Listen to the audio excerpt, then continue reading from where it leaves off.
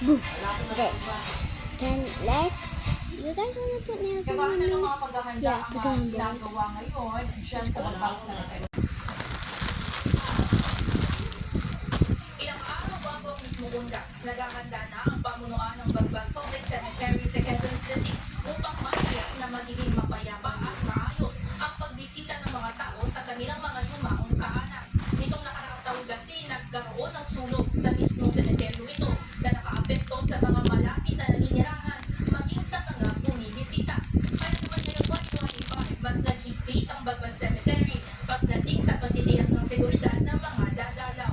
Mayroon ng security personnel mula sa mismong sementeryo at mga naka-istasyong hanin ng mga polis mula sa Quezon City Police Department. Maraming pagbabago kasi kaya gusto nila ng check-out ng guardian, check-out ng mga tao. Wala mismo lugaw yung nangyari niya dahil wala nagkaroon pa kasunod. Inaalam ng mga tao para pag-inis siya, pag-aayos ng mga nakalagay na nakahabala yung isa na dadalawin nila.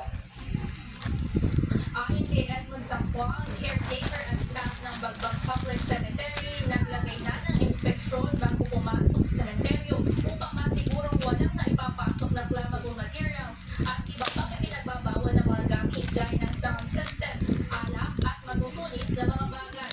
Dagdag pa nito, una na rin ipinatanggal ang mga light materials sa mga nicho na posibleng pagmula ng sunog kapag natikitan ng kandila, dulot ng kababayaan. Samantala, inaasahan naman na lalagsak sa darating na October 31 hanggang November 2 ang mga nasa 20,000 hanggang 30,000 katao dito sa naturang sementeryo.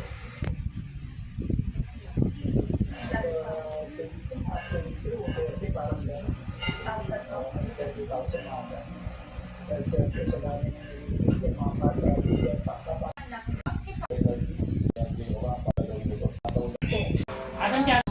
Almost done. Two more to go by me. Almost done. Finally, yeah. It's just this one. But I still need like that small bandikit, and I'm still searching in this little bag if I still have one. I don't have any more stickers for my nails, but it's only one more, so I think I will find it. Bye. I found one. I'm finally done. I know it's beautiful. Oh my gosh. Bye now. I'm so tired.